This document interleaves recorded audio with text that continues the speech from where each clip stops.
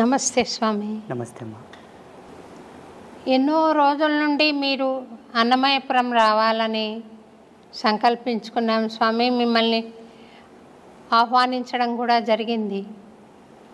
అదెందుకో ఈరోజు పరమ పవిత్రమైన శ్రావణ మాసంలో మీరు అమ్మవారి స్వరూపంగా దయచేశారు. చాలా సంతోషంగా ఉంది స్వామి. ఈ మీ రాకలో ఇంతకుముందు రాకపోవడానికి ఇప్పుడు రావడానికి ఏదైనా పరమార్థం ఉందా స్వామి? పరమార్థం భగవతేచ్ఛ. ఆ రోజు రావాలని మేము అన్ని ఏర్పాట్లు చేశాము స్వామి. చిన్న కారణం వలన ఆల్ ఇండియా సాధు సంత్ ప్రెస్ ఒకటి మహారాష్ట్రలో ఏర్పాటు చేశారు, ముంబైలో. స్వామి, ఆ మీటింగ్కి వెళ్ళాల్సి వచ్చింది. నేను అక్కడ వెళ్ళడం వల్ల ఇక్కడ రాలేకపోయాను. భగవత్ చింత ఆ రోజు రాలేకపోవడం, ఈరోజు రావడం, ఇది శ్రావణ మాసంలోనే చాలా పవిత్రమైన రోజు ఈరోజు. అది స్వామివారి యొక్క కృప, మనందరి యొక్క సుకృతంగా ఈరోజు ఇక్కడ వచ్చానన్నమాట.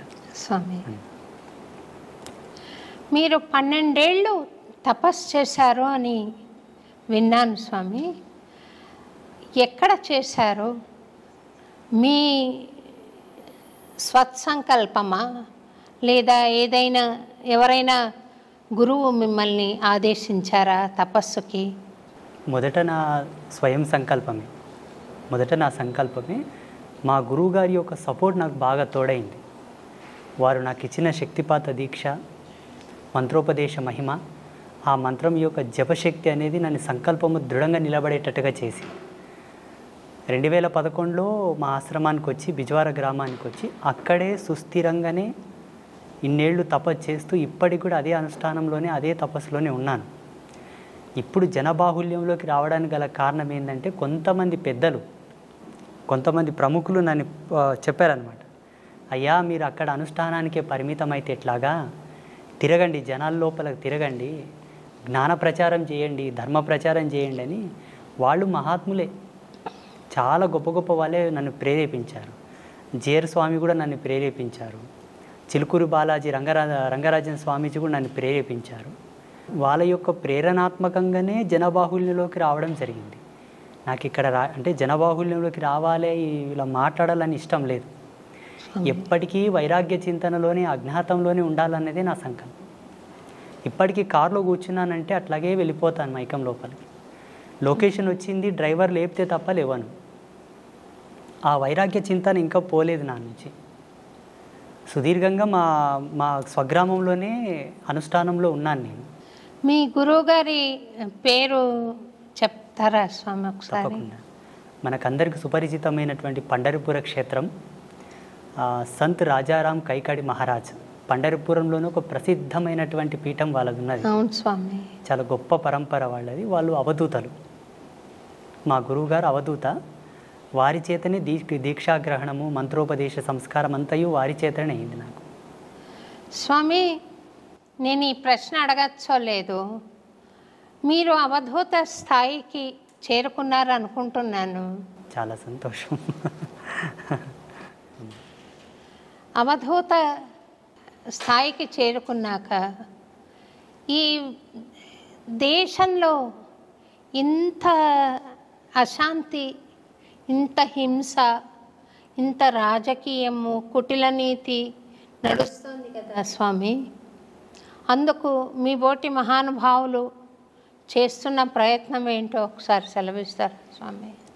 ప్రపంచంలో జరుగుతున్న అనేక దుర్మార్గములకు, అనేక దుశ్చర్యలకు గల కారణం ఒకటే, మనిషి ధర్మ పరివర్తనంలో లేడు. ఎప్పుడైతే ధర్మంలో ఉంటాడో, ఆచార ధర్మాన్ని కట్టుబడి ఉంటాడో, ఈ ఆకృత్యాలు జరగవు. ఇది మనకు ధర్మసింధువులో ఋషులు ఆనాడే రాసి ఉంచారు.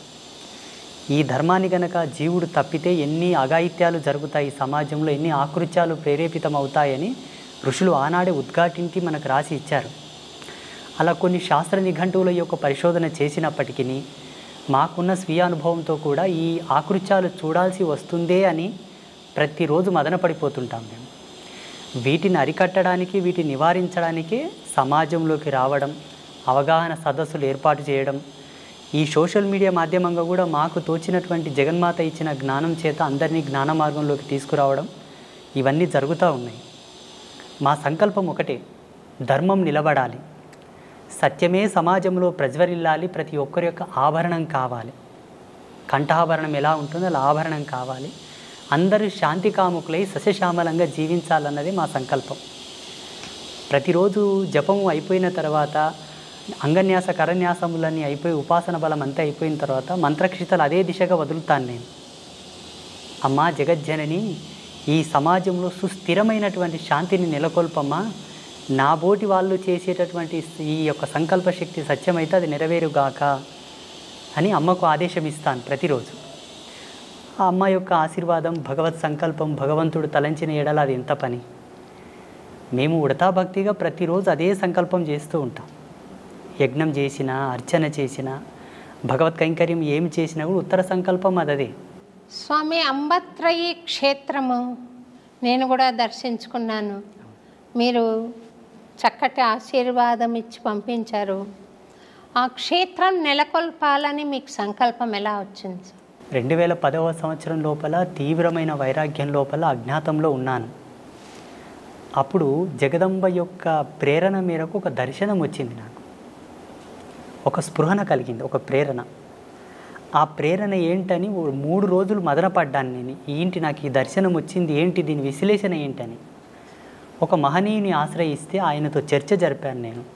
అయ్యా, నేను జపంలో కూర్చున్నప్పుడు నాకు ఇలా కళలు వస్తున్నాయండి, అందరికి అర్థం కావాలని కళలు వస్తున్నాయండి అని చెప్పాను. అవి కళలు కాదు నాయన, నువ్వు చేసే జపము యొక్క తార్కాణం, నిదర్శనపు సూత్రములు. అవి రావడానికి గల కారణం లోక కళ్యాణమే. నీ చేత ఇది జరగనున్నది అని వారు నాకు మొత్తం వివరించి చెప్పారు. నేనేం చేయగలను? నేను దేశంగాని దేశంలో ఉన్నాను, అనగా మహారాష్ట్రలో ఉన్నాను. కూలి పని చేసుకుంటూ ఉన్నాను. నేను ఏం చేయగలను? పొద్దునుంచి సాయంత్రం వరకు కష్టపడితే 100 రూపాయలు ఇస్తారు. ఈ నా జీవన భృతితో నేను ఏమి సాధించగలనని వారిని అడిగాను. ఉత్తర క్షణమే వారు నాకు ప్రేరణ ఇచ్చారు. మీ తల్లిదండ్రులతో నేను మాట్లాడతాను, నువ్వు ఇక్కడి నుంచి వెళ్ళిపో, మీ స్వగ్రామంలో నీ వల్ల జరిగే ఉన్నాయి, నువ్వు వెళ్ళిపో అని నన్ను ఆదేశించారు. అప్పటికి నేను కొంత డబ్బు తీసుకొని ఒక వ్యక్తి కిందకు పని చేయడానికి పోయాను.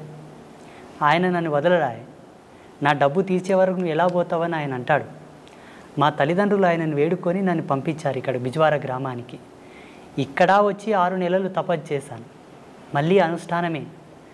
2011వ సంవత్సరం లోపల ఇలా అమ్మవార్లను స్థాపించుకొని ఒక చిన్నపాటి కుటీరం ఏర్పాటు చేసుకొని అక్కడి నుంచి నీ అనుష్ఠానమును కొనసాగించు, అది జగత్ ప్రసిద్ధమవును అని చెప్పేసి ఒక ఆదేశం.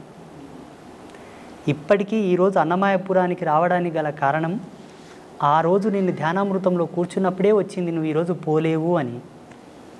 అవునా స్వామి? వాస్తవంగా ఏదో ఒక ఫోన్ రావడం, నేను అక్కడ పోవడం, మిమ్మల్ని చాలా బాధ పెట్టాను. లేదు స్వామి, లేదు స్వామి, మీరు రావాలన్న ఒక తీవ్రమైన సంకల్పం తప్ప నాకు బాధ ఏం లేదు స్వామి. మీరు స్వామి రాలేదే, స్వామి రావాలి అని ఒక కోరిక తప్ప, ఒక ప్రార్థన తప్ప అన్యథా నేను భావించలేదు. మీ జ్ఞానం నాకు తెలుసు, మీ స్థాయి నాకు అంతో ఇంతో దర్శనం అవుతోంది స్వామి.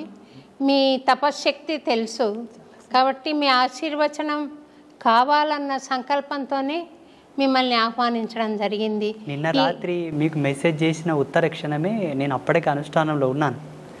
మీకు ఒక మెసేజ్ చేసిన తర్వాత కూడా అమ్మతో కాస్త కళ్ళు మూసుకొని మా యొక్క సంభాషణ జరిగింది.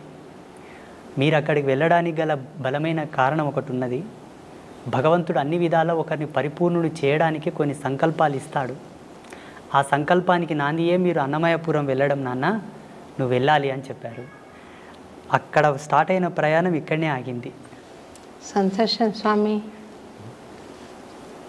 అమ్మవారు మీకు ఇక్కడికి రావడానికి మీకు పర్మిషన్ ఇవ్వడానికి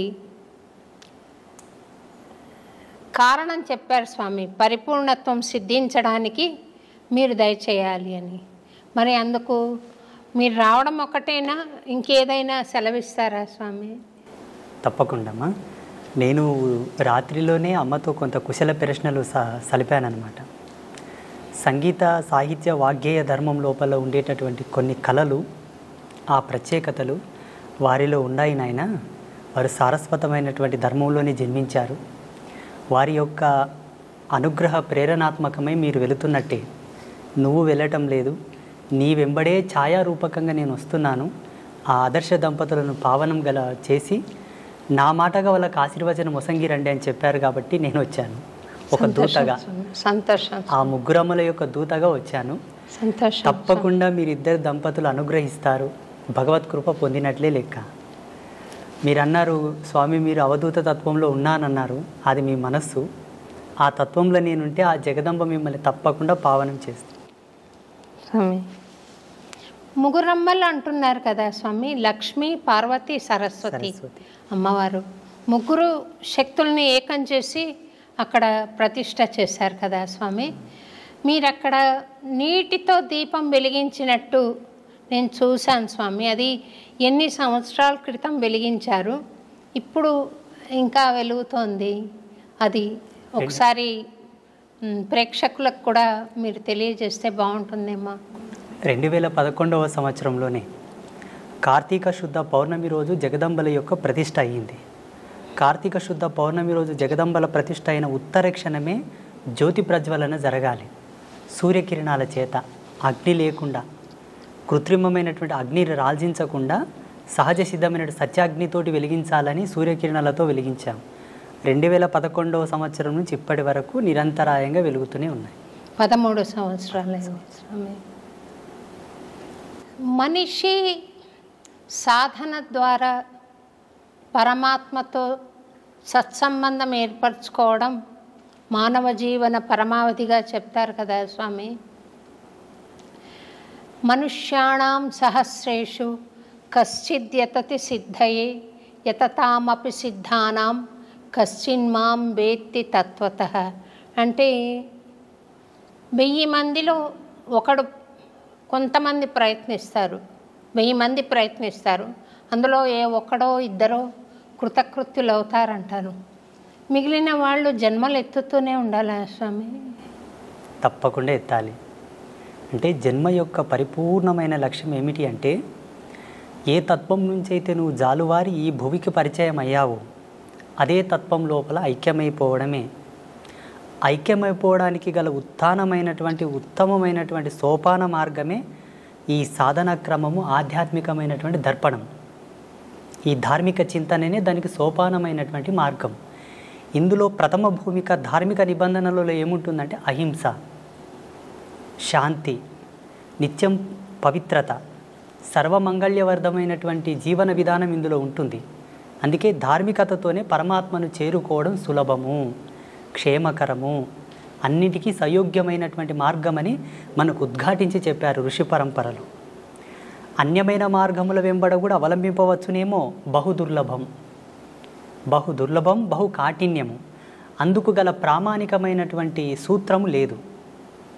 ధార్మికంగా భగవత్ చింతనతో పరమాత్మతో ఐక్యమవ్వచ్చు, మన ముక్తిని మోక్షాన్ని పొందవచ్చు అని అనేకులు నిరూపించి చూపించారు మానవాళికి. కొంతమంది మరణం పాలవుతున్నారు, కొంతమంది మృత్యును జయించి మీ బోటి మహానుభావులు బ్రతికుండంగానే పరమాత్మను దర్శిస్తున్నారు. మరణం తర్వాత ఏం జరుగుతుంది అన్నది మీరు ఇదమిత్తంగా చూడగలిగారా స్వామి? అది ఒకసారి సెలవిస్తారా? ప్రపంచంలో ప్రతి ఒక్కరూ మరణాన్ని బహు దుర్లభం, చాలా బాధాకరము, అదొక చెడ్డగా భావిస్తారు. చనిపోవడం అంటే ఒక చెడు, ఒక కీడుగా భావిస్తారు. మా ఉద్దేశం ప్రకారంగా, మేము పొందిన అనుభూతి ప్రకారంగా మరణాన్ని మించిన సుఖము, సంతోషం వేరొకటి లేదనుకుంటాను. శాశ్వత ఆనందం అది పొందగలిగితే, ఆ ఓటి మరణాన్ని పొందగలిగితే, దుర్మరణమునకు, దుర్గతితో మరణించిన మరణానికి శాంతి లేదు. అది యాతన, బహు దుర్లభము, బహు కాఠిన్యమైనటువంటి యాతన.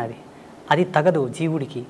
జీవుడికి ఎప్పుడే కానీ ఇచ్ఛామరణ సంసిద్ధి కలిగినా, భగవత్ ప్రేరణతో మరణ సంసిద్ధి కలిగినా అందుకు మించిన శాంతి వేరొకటి లేదు. అలా చనిపోవడానికి కూడా మన ధర్మం లోపల చాలామంది ప్రాకులాడారు. అందరికీ సుపరిచితులైనటువంటి భీష్మ పితామహ, వారికి మరణం వారి ఇచ్ఛా ప్రేరణతోనే కలిగినది. దక్షిణాయనం వీడి ఉత్తరాయణ పుణ్యకాలం ప్రవేశించే వరకు వారు మరణాన్ని స్వీకరించలేదు. మరణంలో కూడా ఒక ఆనందాన్ని వెతికారు వాళ్ళు, మరణంలో కూడా ఒక ప్రాముఖ్యతను వెతికారు వాళ్ళు. అలా చాలామంది మహితాత్ములు గొప్ప గొప్ప వాళ్ళు మనకు మరణం గురించి ఎన్నో నిదర్శనాలు ఇచ్చారు. ఈనాడు ప్రజాలోకమంతా కూడా మరణం అంటే భయపడతారు. మరణాన్ని గురించి భయపడవలదు, మరణాన్ని గురించి చింతించవలదు. నీవు ఎంత భయపడినా ఎంత చింతన చేసినా ఈశ్వర ప్రమాణమే జనన మరణములు. ఎలా మరణిస్తున్నావన్న దశని గురించే మనం ప్రాకులాడాలి. అన్ని ధర్మాలకు కట్టుబడి అన్ని ఆచార ధర్మాలకు నువ్వు కట్టుదిట్టమై ఉండి నడిస్తే తప్పకుండా సహజమైన మరణం, శాంతి మరణం, ఇచ్ఛామరణమే సంభవిస్తుంది. జీవుడు కాళ్ళు చేతులు గట్టి ఉండగా తనదైన విద్వత్తును విజ్ఞానాన్ని కోల్పోయి ధర్మాన్ని విస్మరించి నడిచిన నాడు అకాల మృత్యువులే సంభవిస్తాయి. మరణం శాంతంగా హాయిగా ఆస్వాదించడానికి అలవు కానంత అద్భుతంగా ఉంటుంది. మేము ఆస్వాదించాము దాన్ని. జీవుడు మరణించిన తర్వాత ఏమవుతాడంటే జీవించి ఉండగా తాను చేసినటువంటి ధర్మాన్ని అనుసరించి ధర్మమా అధర్మమా ఆయన జీవన ప్రయాణం అంతయు కూడా భగవత్ సంకల్పానికి దగ్గరగా ఉన్నదా దూరంగా ఉన్నదా ఈ యొక్క బేరీజును పట్టుకొని ఆయన మరణించిన తర్వాత యాతనా శరీరంతో ఉండాలా లేకపోతే సుఖశాంతులతో ఉండే శరీరంతో ఉండాలని డిసైడ్ అవుతుంది.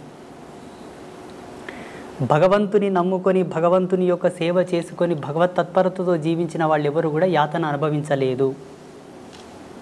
భావి తరాలలో అనుభవించబోరు, ఇక ముందు ఎవరు కూడా అనుభవించలేదు.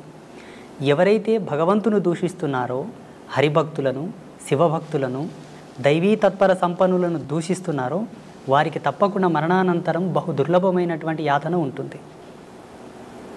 ఈరోజు ఏదో కొంచెం చదువుకోగానే అంత తెలివి రాగానే దేవుడు లేడు, ఇవన్నీ మూఢనమ్మకాలు, చాదస్వం, వీటిని నమ్మకూడదు, వీటి వల్ల టైంపాస్ అంటున్నారు చూసారా, వారందరికీ కూడా మరణం తర్వాత అది వర్ణించశక్యం కానటువంటి సందర్భం అన్నమాట.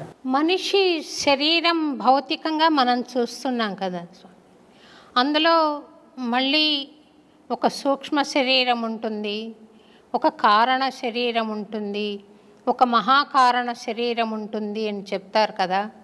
ఆ నాలుగింటిని విడివిడిగా చూడడానికి సాధ్యపడుతుందా స్వామి? అది యోగ సంధాన కర్తృత్వంతోనే సాధ్యమవుతుంది. ఆధ్యాత్మికమైనటువంటి పూజలు, వ్రతాలు, నోములు, జపతపాదులన్నీ కొన్ని ప్రామాణికమైనటువంటి సూత్రావళిపైన నడుస్తాయి. జీవుడికి కొన్ని అనుభవాలు తెచ్చిపెడతాయి. మీరు అనుకున్నటువంటి అనుభవాన్ని తార్కికంగా సాదృశ్యంగా చూడాలనుకుంటే యోగ మూలాలను అవలంబించాల్సి ఉంటుంది. ఇప్పుడు హిమాలయస్లో చాలామంది యోగులు ఉన్నారు.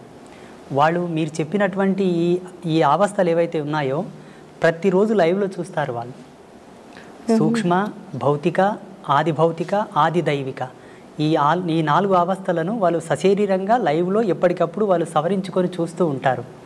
వాటికి యోగ మూలాలు అవసరం, కొంత కఠినాత్మకమైనటువంటి తపశ్చర్య కూడా అవసరం వాటి కోసం. ఆ రుచి, అనుభవం, ఆ ప్రేరణ ఉన్నవాళ్ళు చూశారు. తమరు చూస్తుంటారు కదా స్వామి. భగవతి ఇచ్చామ్మ, నాకు ఆశీర్వచనం ఇవ్వండి స్వామి. తప్పకుండా. ఒక రకమైన అనుభూతి కలుగుతోంది, కానీ ప్రామాణికంగా నేను దాని గురించి ఇతరులకు చెప్పలేను. నాకు స్వానుభవైక వేద్యంగా ఉంది. అదేంటో అర్థం కాని తనంలో నేను అనుభవిస్తున్నాను స్వామి. అంటే ఒక బస్సు వెళ్తుంటే ఏ ఊరికి వెళ్తుందో తెలియకుండా ఎక్కి కూర్చుంటే ఆ ఊరు చేరుంటారు వాళ్ళు, కానీ అదేం ఊరు, ఎట్లా వెళ్ళాలి, మధ్యలో వచ్చే దారులేంటి, ఇవేం తెలియదు స్వామి. మీరు నాకేమైనా గైడెన్స్ ఇవ్వగలిగితే ధన్యురాలిని స్వామి. తప్పకుండా. ఇప్పుడు మీరుండేటటువంటి అవస్థ ఏదైతే ఉన్నదో ఈ వయసుతో ఈ స్థితితో ఇది చిట్ట చివరి యొక్క దశకం మీది ఉన్నది స్వామి. ఇప్పుడు ఉండేటటువంటి ఈ దశకంలో మీరు పొందవలసిన జ్ఞానమే, పొందవలసినటువంటి అనుభూతి. జీవుడు చివరి దశకంలో చివరి తరుణం లోపల ఈ అనుభవాన్ని గనక పొందితే ఆయనకు ఉత్తరోత్తరమైనటువంటి ధర్మాల్లో భగవంతుడు సహాయంగా ఉంటాడు అన్నది కొన్ని శాస్త్రాల్లో చదివాం మేము. మీరు అడుగుతున్నది చాలా సమంజసమైనదే. తప్పకుండా మీకు అది ప్రబోధం నేను చేస్తాను. నేను బెజవాడ కనకదుర్గమ్మ రాత్రిపూట రిక్షాలో కూర్చుని నగరమంతా చూస్తుంది. ఆ రిక్షా వాడు తీసుకెళ్ళాడు. ఒకరి అనుభవాన్ని నేను వీడియో చూశాను స్వామి. అది ఎంత మాత్రం సత్యం అంటారు? అది వాస్తవమే. చాలామంది మన కంచి పరమాచార్య మహాస్వామి వారు కూడా అమ్మవారి గురించి ఎన్నో ప్రత్యక్షమైన సాక్ష్యాలు చెప్పారు. అలాగే చాలామంది జగద్గురువులు కూడా అమ్మవారి యొక్క లీలలు, అమ్మవారు ఒక భక్తుడి యొక్క కోరిక మేరకు రిక్షాలో కూర్చొని నగరమంతా తిరిగేసి మరి ఆ భక్తుడికి మోక్షం ఇచ్చింది, ఆయనను అనుగ్రహించింది అన్నమాట సత్యమే. ఈ అనుభవాన్ని చాలామంది జగద్గురువులు, గొప్ప గొప్ప పీఠాధిపతులు కూడా వర్ణించి ఉన్నారు. చాలామంది మహాత్ములు కూడా వారి సంభాషణలో వీటి ప్రస్తావన చెప్పారు. భక్తుల యొక్క ఉద్ధరణ కొరకు 10 మందికి సాక్ష్యం కావాలి కదమ్మా. ఇప్పుడు ఏదైనా ఒక ప్రత్యక్ష సాక్ష్యం ఉంటేనే నమ్మేటటువంటి జనాలు తయారైనరు. ఇప్పుడు ఈ మధ్యలో కూడా చాలామందికి స్వామీజీలు కూడా అమ్మవారితో చేసిన అనుభవాలు చెబుతూ ఉన్నారు. వారు అక్కడ వెళ్ళినప్పుడు అమ్మవారు వారికి ఇచ్చేటటువంటి దర్శనం, వారితో చెప్పేటటువంటి మాట తీరు అంతయు కూడా సామాన్య ప్రజలకు వర్ణిస్తూ ఉన్నారు, చెబుతూ ఉన్నారు. అది జరిగిన మాట వాస్తవమే, అది జరిగింది. కొన్ని సంవత్సరాల క్రితం నేను ఒక చిన్న వీడియో చూశాను స్వామి. మీరు చిలుకూరు బాలాజీ టెంపుల్కి వెళ్ళడం, అక్కడ రంగరాజన్ స్వామివారు మిమ్మల్ని భుజం మీద ఎక్కించుకుని గుళ్ళోకి వెళ్ళడం నేను చూశాను. అందులో ఏదైనా పరమార్థం ఉందంటారా స్వామి? సమాజంలో చాలామంది ఇప్పుడు అస్పృశ్యత గురించి చాలా కాంట్రవర్సీ చేస్తూ ఉన్నారు. బ్రాహ్మణులు ఈ సబ్బండ వర్ణాల వాళ్ళని, దళితులను పట్టి పీడించారు, సనాతన ధర్మానికి దూరం చేశారు, ఈ ధర్మం పట్ల వాళ్ళకి ఏ హక్కు లేకుండా వాళ్ళని వెలివేశారు అని చాలామంది కాంట్రవర్సీ చేస్తున్నారు. శ్రీమాన్ రంగరాజన్ వారు అది ఒక సవాల్గా తీసుకున్నారు. పెద్ద డిబేట్ జరిగింది వారిపైన, అంటే బ్రాహ్మణ పెద్దల పైన పెద్ద డిబేట్ జరిగింది. అట్లేం లేదండి, మా బ్రాహ్మణ సమాజంలో కూడా ఈ ఎవరైతే నిమ్న వర్గాల వాళ్ళు ఉన్నారో వాళ్ళని హక్కున చేర్చుకున్న మహనీయులు చాలామంది ఉన్నారు. 2700 సంవత్సరాల క్రితం శ్రీరంగ క్షేత్రంలో జరిగినటువంటి ఒక అద్భుతమైన ఘట్టాన్ని వారు వివరించారు. అక్కడ ఉండేటటువంటి కొంతమంది పెద్దలు ఎప్పుడో జరిగింది చెబుతావేంటయా, ఇప్పుడు ఏమైనా చేసేవాళ్ళు ఉన్నారా, ఇప్పుడు ఏమైనా చేరదీసేవాళ్ళు ఉన్నారని ప్రశ్నించారు. అయ్యో ఎందుకు, నేనున్నాను కదా, నేను చేస్తానని వారు ముందుకొచ్చారు. అక్కడ 2700 సంవత్సరాల క్రితము జరిగినటువంటి అద్భుతమైన ఘట్టాన్ని పునరావిష్కృతం చేస్తూ శ్రీమాన్ రంగరాజన్ గారు జియాగూడ రంగనాథ స్వామి దేవాలయం లోపల వారు చాలా వరకు శోధించారట. ఆ రోజు లోకసారంగముని తిరుప్పాణ ఆల్వార్ అని ఒక ఆల్వారుని భుజాల మీద ఎత్తుకున్నాడు.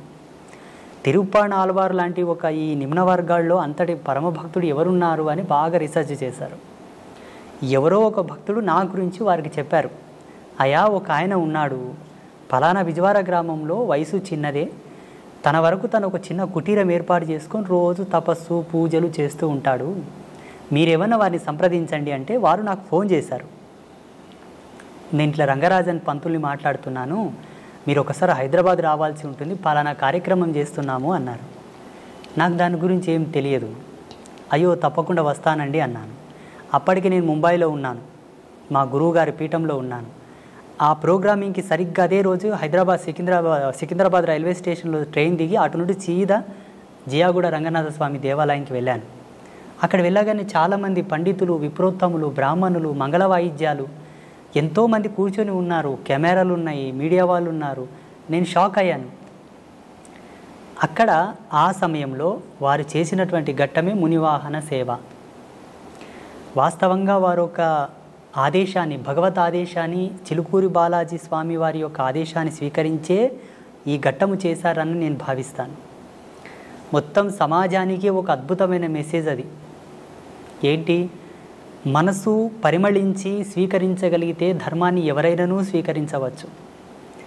అలా స్వీకరించలేని పక్షాన భగవంతుడు ఏం చేయదు, ధర్మం కూడా ఏం చేయదు కదా. ఆ కోణంలో అందరికి ఒక మంచి మెసేజ్ పోవాలని చెప్పి వారు ఆ కార్యక్రమం చేశారు. స్వామి, అయితే స్వామి,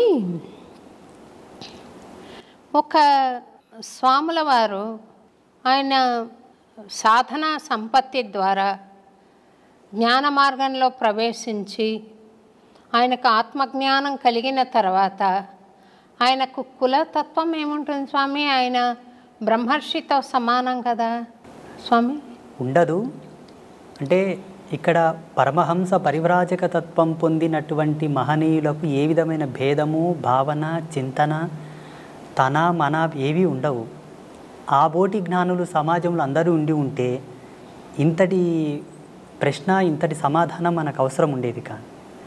సమాజంలో విభిన్నమైన భావాలు, విభిన్నమైన జీవన విధానాలు, విభిన్నమైనటువంటి ఆలోచన స్థితులతో ఉండేటటువంటి సమాజం ఇప్పుడున్న సమాజం. అందరికీ సమాధానం చెప్పగలిగేటటువంటి క్రియ ఒకటి జరగాలి. అందుకు పరమాత్మనే ఎందుకు ఆహుతి కాకూడదు? ఆ పరమాత్మ యొక్క భక్తుడే ఎందుకు సమిధ కాకూడదు? ఆ సమాధానము జ్వాలల్లో కాలడానికి, ఆ సమాధానపు చర్యకు ఆహుతైనటువంటి జ్వాలగా, ఆ సమిధగానే రంగరాజన్ గారు నేనిద్దరం మారడం జరిగింది. ఇక్కడ ఉండేటటువంటి స్వామీజీకి ఆ భేదము లేదు, అక్కడ ఉండేటటువంటి స్వామికి ఏ భేదము లేదు. కానీ సమాజంలో ఎవరికి కూడా సందేహం లేకుండా, ఏ ఒక్కరికి, పండితు నుంచి పామరుని వరకు అందరికీ సమానమైనటువంటి ఒక సమాధాన ప్రేరేపకమే ఆ మునివాహన సేవ.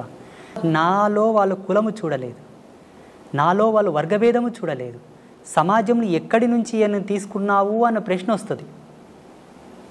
ఆనాడు తిరుప్పాణాళ్వారు పుట్టినటువంటి కమ్యూనిటీ ఏమిటి? ఈనాడు నువ్వు పునరావృతం చేస్తున్నటువంటి కమ్యూనిటీ వాళ్ళు ఎవరు? ఆయన భాగవతుడా, భక్తుడా, భగవంతుడా, స్వామీజీయా, సన్యాసియా పక్కన పెడితే వర్గీకరణ ప్రకారంగా దృశ్యంతో చూసేవాళ్ళు ఉన్నారు ఇప్పుడు సామాన్యులు.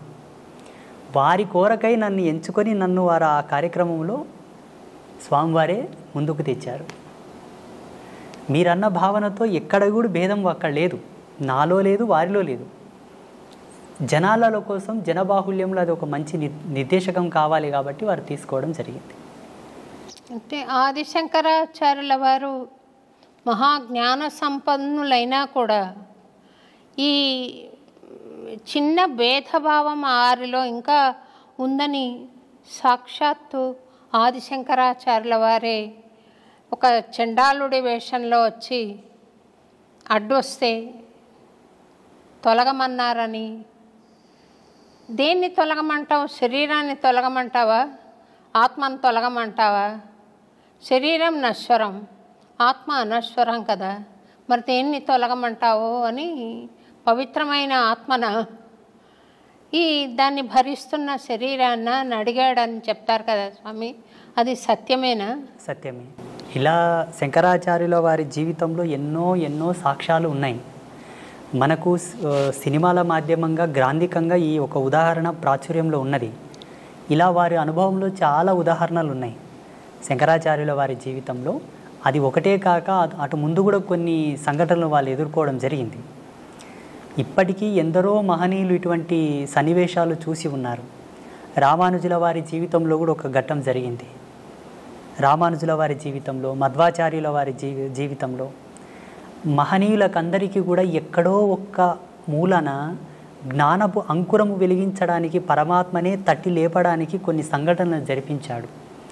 ఆ చిద్విలాస స్వరూపుని యొక్క లీలలవి, ఆ పరాత్పరుని యొక్క లీలలవి. ఆయననే సామాన్యుడిలా వచ్చి, చండాలుడిలా వచ్చి, నిషిద్ధ కులములో పుట్టినటువంటి ఒక భక్తుడిలా వచ్చి భాగవతులకు, త్రిమతాచార్యులకు కొంతలో కొంత జ్ఞానోపదేశం చేశాడు. అక్కడ జరిగినటువంటి సంభాషణ మూలంగా స్వామివారు, శ్రీ వెంకటేశ్వర స్వామివారు ఆ తిరుమల కొండలపైన ఎందరితోనో ఎన్నెన్నో ఆటలు ఆడాడు, క్రీడలు ఆడారు. చాలామంది భాగవతులతో, పుణ్యాత్ములతో ఆయన క్రీడించాడు, సంభాషించాడు. అందులో సెన్సులు ఉన్నారు, దళితులు ఉన్నారు, కొండల్లో జీవించే వాళ్ళు ఉన్నారు, చాలామంది ఉన్నారు. కొన్ని కథలు ప్రాచుర్యంలోకి వచ్చాయి. ఇప్పుడు వేంగమాంబ కానీ, అక్కడ ఉండేటటువంటి ఒక భక్తుడు కానీ, హాతీరాం బాబాజీ కానీ, ఇటువంటి వాళ్ళ గాథలు కొన్ని ప్రాచుర్యంలోకి వచ్చాయి. మరుగున పడిపోయిన చరిత్రలు చాలా ఉన్నాయమ్మా. స్వామి ఎందరెందరితోనో సంభాషించినటువంటి కథలు చాలా ఉన్నాయి. మాబోటి వాళ్ళు వాటిని తెలుసుకొని పసిగట్టి కొందరికి మాత్రం వాటి చెబుతూ, చూడన్న మీరు దేనికి తక్కువ కాదు, శ్రీ వెంకటేశ్వర స్వామి వారే మీ వాళ్ళతో మాట్లాడారయ్యా, మీరు స్వామివారికి పాత్రులే, మీరు స్వామివారిని చేరండి, సేవించండి, వేడుకోండి అని చెప్పేసి చాలామందిని నేను ప్రేరేపితం చేశాను. ఈ ముగురమ్మల మూలపుటమ్మ అంటారు కదా స్వామి, ఆ ముగురమ్మలు ముక్కోటి దేవతలు ఒక్కటైనారు, చక్కని పాపను ఇక్కడ ఉంచారున్నారు. ఈ అమ్మలంతా కలిసి అక్కడున్నారు అని ఒక భక్తుడి భావన. మీరు వెంకటేశ్వర స్వామిలో అమ్మను దర్శించుంటారు కదా స్వామి, అమ్మలో కూడా వెంకటేశ్వర స్వామి కనపడుతూ ఉండాలి కదా. ఈ అభేదత్వం ఉన్నప్పుడు మా దేవుడు గొప్ప మీ దేవుడు గొప్ప అనుకోవడం మూర్ఖత్వం అవుతుందేమో కదా స్వామి. భగవంతుణ్ణి ఎప్పుడైతే భేదంతో చూసావో జీవుడు ఇంకా పరిపూర్ణుడు కాలేదు అని లెక్క. అది సాంప్రదాయికంగా అవనివ్వండి, పీఠ పరంపరానుగతంగా అవనివ్వండి, జీవుడు తరించుటకు పలు మార్గాలున్నాయే తప్పిస్తే ఉత్తమమైనటువంటి స్థితి చేరడానికి ఉన్నది ఒకటే పరమాత్మ. ఆ పరమాత్మకు ఏ విధమైన రూపభేదము లేదు, లింగభేదము లేదు, వర్గభేదము లేదు, ఏ విధమైన సాంప్రదాయమైనటువంటి భేదము లేదు. జీవుడు తనకు విజ్ఞాన విద్వత్వ ఆవిష్కరణ చెంది తాను కొన్నింటిని పరిగణలోకి తీసుకున్న తర్వాత కొన్ని కట్టుదిట్టమైన ఆచారాలను ఏర్పాటు చేసుకున్నాడు. వారి యొక్క ఆశ్రమ ధర్మాలు, పీఠ పరంపరానుగతంగా వచ్చేటటువంటి సూత్రాలను పట్టుకున్నారు. భగవంతునికి అవి ఎన్నడి కూడా చెల్లవు. నేను స్వామివారిలో అమ్మని చూస్తాను, అమ్మలో స్వామివారిని చూస్తాను, స్వామివారిలో శివతత్వం చూస్తాను, శివతత్వంలో స్వామితత్వం చూస్తాను, భక్తుడిలో భగవంతుని చూస్తాను, భగవంతునిలో భక్తిని చూస్తాను, ఉపాధి యోగ ధర్మాన్ని అనుసరించి. అట్టి జ్ఞానాన్ని పొందిన వాళ్ళు ఎవరు కూడా ఎరుక దృష్టితో చూసేవాళ్ళు ఎవరు కూడా భేదం చూపరు. నేను శ్రీ వెంకటేశ్వర క్షేత్రానికి ఎప్పుడు వెళ్ళినా అక్కడ పరమాత్మను దర్శించేటప్పుడు నా అంతరాత్మలో జగదంబనే ఉంటుంది, సాదృశ్యంగా స్వామి ఉంటాడు. నేను మా పిల్లలకు, మా శిష్యులకు అందరికీ ప్రబోధం చేశాను. ఆ జగజ్జనని జగన్మాత ఆ లలితా పరమేశ్వరే నాకు గోచరించింది నాయన అని చెప్తూ ఉంటాను నేను. ఒక్క త్రుటి కాలమునందు మరి యథాతథంగా స్వామివారే గోచరిస్తారు. అది నా గురి, నా యొక్క తాపసికమైన గురి ప్రతిరూపకంగా అక్కడ అమ్మను దర్శిస్తాను నేను. సంతోషం స్వామి. స్వామి,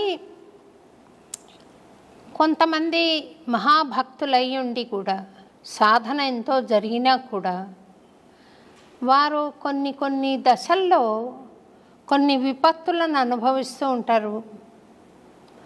అది వాళ్ళు ఇది వద్దనుకున్నా కూడా అది పోయే స్థితి ఉండదు. ఒక పని చేయాలనుకున్నా చేసే స్థితి ఉండదు.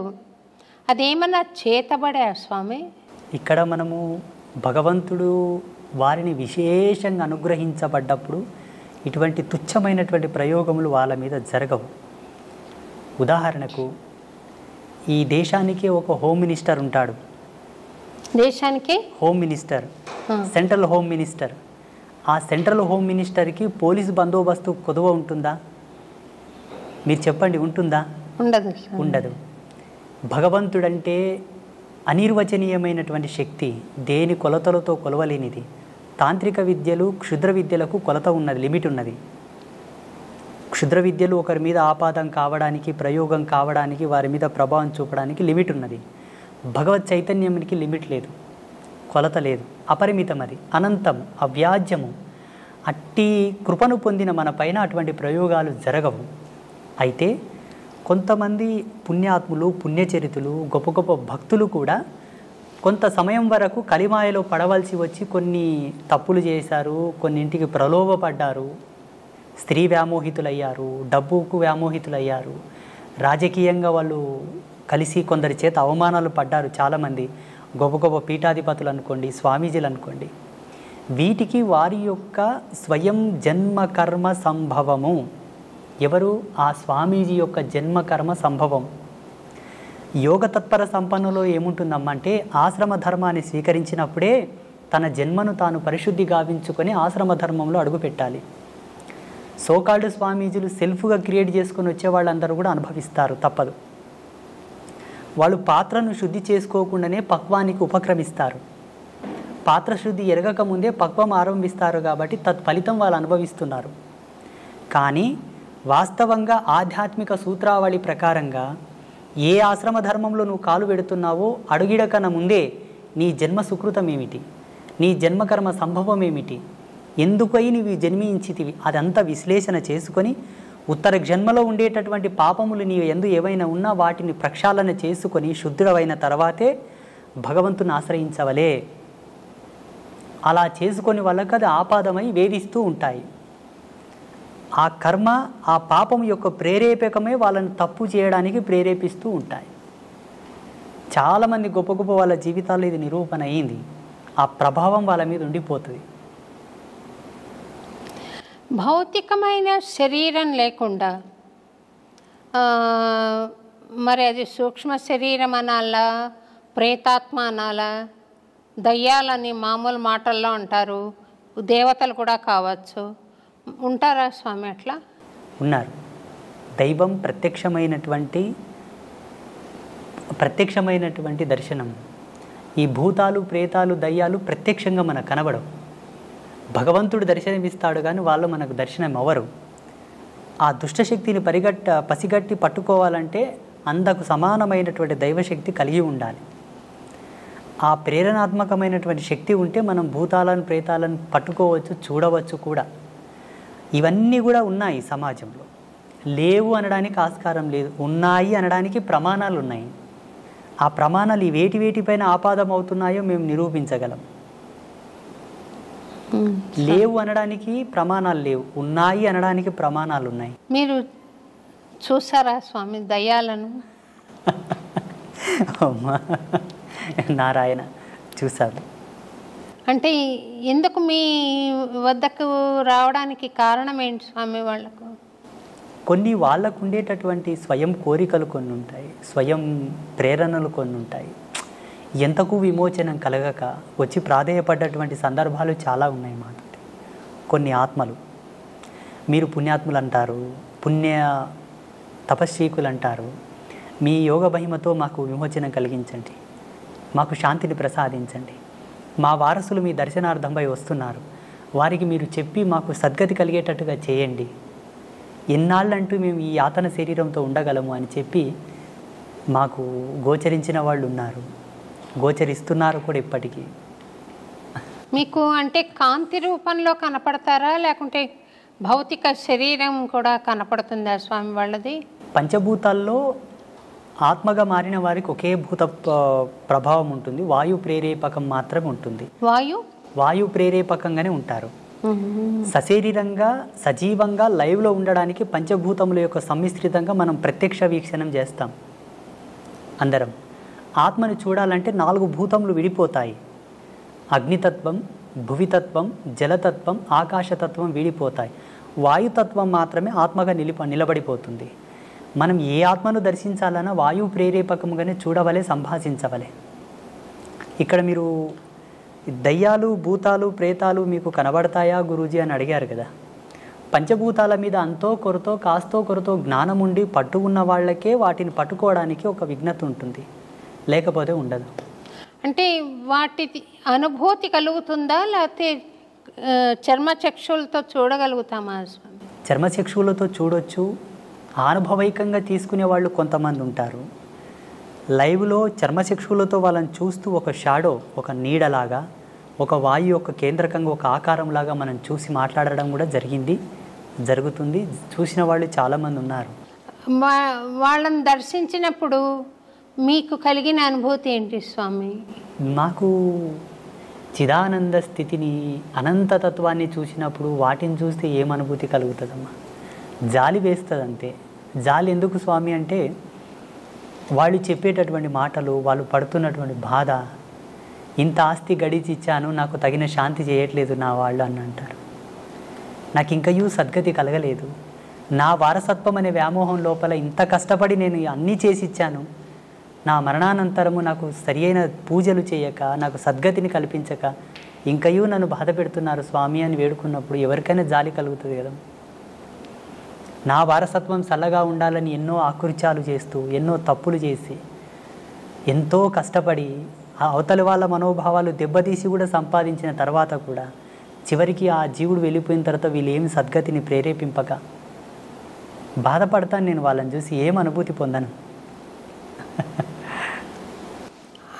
మీరు వాళ్లకు సద్గతి కలిగించారా స్వామి, లేకుంటే ఇంకా ఉన్నారా మీతోటి? అంబాత్రయ క్షేత్రంలో లెక్క పెట్టలేదు కానీ అమ్మా, ఇప్పటికి శ్రీపీఠంలో గోమాతకు చాలా ఉత్తమమైనటువంటి తంతులతోటి మేము పితృదేవతలకు శాంతి చేస్తాం. మీరు ఇదొక్కటి పట్టుకోవాలి. ఇక్కడ ఉండేటటువంటి భారతదేశంలో ఏ క్షేత్రంలో కూడా అట్లా గోమాతకు పూజా కైంకర్యములు జరగవు. అది జగదంబ యొక్క ప్రేరణని అమ్మ నాకు ఇచ్చిన దర్శనమే. చూడు నాయన, నీ చెంతకు వచ్చి వారికి ఈ విధంగా గోమాతకు కైంకర్యములు జరిపి వారి పితృదేవతల శాంతిని కోరితే ఉత్తరక్షణమే శాంతిస్తారు, వాళ్ళ సంసారంలో ఎన్నో మార్పులు వస్తాయి, వాళ్ళు సుఖ సంతోషాలతో జీవిస్తారు అని. అలా మన పీఠంలో ప్రతి మంగళవారం, శుక్రవారం, పౌర్ణమి, అమావాస్యకు చాలామంది చేస్తూ ఉంటారు. వాళ్ళకి సద్గతి కలుగుతుంది స్వామి. మీరు దయ్యాలకే సద్గతి కలిగించినప్పుడు నేనేదో భక్తిగా ఉన్నాను కదా స్వామి, నాకు ఆశీర్వచనం ఇవ్వండి, ప్రసాదించండి. తప్పకుండా. అంటే మీకు ప్రత్యేకంగా నేను ఇవ్వవలసిందైతే ఏమీ లేదు, ఒక్కటి ఇవ్వగలను, ఒకటి మాత్రం ఇవ్వగలను. చెప్పండి. ఆ పరమేశ్వర యొక్క ఆశీర్వాదంతో, భగవంతుని కృపతోటి ఆల్రెడీ మీరు ఈశ్వర ప్రీతిని పొంది ఉన్నారు, భగవత్ కృపను పొంది ఉన్నారు, మీరు ఉత్తమమైనటువంటి ధర్మంలోనే ఉన్నారు, ఇందులో ఏ సందేహం లేదు. అంటే ఇంతకుముందే మనం కాఫీ తాగాం చిన్నగా, కాఫీ తాగిన తర్వాత కూడా దాని రుచిని కోరుతున్నట్టు ఉన్నది మీరు. మీరు కోరకనే కోరి ఉన్నారు, కోరినను దాన్ని కోరనట్లుగానే భావించి మీరు కోరినటువంటి దాన్ని ప్రసాదించడానికి నేను అనుగ్రహిస్తాను. ఈ కెమెరా ముందు వద్దు, అందరు పట్టుకుంటారు మళ్ళీ దాన్ని. అమ్మా స్వామి, అన్నమాచార్యుల వారు 32,000 కీర్తనలు స్వామి మీద రాసిన మహానుభావుడు స్వామి. ఆయనకు 16వ ఏట స్వామి దర్శనమైంది. అప్పుడు స్వామి ఆయనను, నీ తల్లితో పాటు నీ స్వగ్రామానికి వెళ్ళిపో, తాళ్లపాకకి, నువ్వు పెళ్లి చేసుకో అని ఆదేశం ఇచ్చాడని, రోజుకొక సంకీర్తన తక్కువ కాకుండా నా మీద పాడు నువ్వు అని చెప్పాడని చరిత్ర చెబుతుంది స్వామి. ఆ దర్శనం భౌతికంగా అన్నమాచార్యుల వారు చూసారా, లేక జ్ఞాన జ్యోతి స్వరూపమా, ఎటువంటిది స్వామి? నేను సీరియల్ ఒకటి 6 ఎపిసోడ్లు తీశాను స్వామి. సాక్షాత్తు వెంకటేశ్వర స్వామి వచ్చినట్టుగానే చూపించాలి ఇంకా ప్రేక్షకులకి, కానీ ఎటువంటి స్వరూపం అది? ఇట్లా నడుచుకుని వచ్చి ఇలాగే నిలబడ్డా, లేకుంటే కాంతి నిలబడిందా? ఈయన చూసి ఆనంద పరవశం అయ్యాడు కదా, ఏమిటి ఆ తత్వం అని అనుకుంటున్నాను స్వామి. భగవత్ అంశతో పుట్టిన వాళ్ళు, కారణజన్ములు ప్రత్యక్షంగా మనం ఎలా ఉన్నామో అలాగనే భగవంతుడు దర్శిస్తారు. అది కారణజన్ములకు మాత్రమే సాధ్యం స్వామి, మిగతా ఎవరికి సాధ్యం కాదు. మిగతా వాళ్ళని మనం చూసుకున్నట్లయితే పరిగణలోకి మీరు అన్నట్టుగానే జ్ఞానరూపకంగా వాళ్ళని చూడవచ్చు, భావరూపకంగా తన్మయత్వం చెంది చూడవచ్చు, ఒక ప్రకాశముగా, ఒక జ్యోతి వలె, ఒక కాంతి వలె కూడా చూసి ఆయననే పరమాత్మని వాళ్ళు అభిప్రాయపడవచ్చు. మీరన్నటువంటి అన్నమాచార్యులు ఎవరైతే ఉన్నారో, త్యాగరాజస్వామి, అన్నమాచార్యులు, కాళిదాసు లాంటి వాళ్ళందరూ భగవంతుని చక్షువులతో చూశారు, మాంసనేత్రంలో ముద్దతోనే చూశారు. ఇందులో సందేహం పడడానికి ఏం లేదు, మనకు అనుమానం పడడానికి కూడా ఏమీ లేదు. ఒకవేళ మన అనుభవానికి అది రాకపోవడం వల్ల అనుమానిస్తున్నామేమో. నాకు భావగోచరం ఉంది స్వామి, అంటే మీరు అర్థం చేసుకోగలుగుతారు. రెండోది, భగవాన్ మానుష రూపేణ అని ఎవరైనా వచ్చి ఇంతవరకు ఎప్పుడు మాట్లాడని మాట మాట్లాడడం, చేయని చేష్ట చేయడం నేను చూశాను, అనుభవించాను. ఇది మనిషి చేస్తున్నది కాదు, భగవంతుడు చేస్తున్నది అన్న సంకల్పం ఉంది.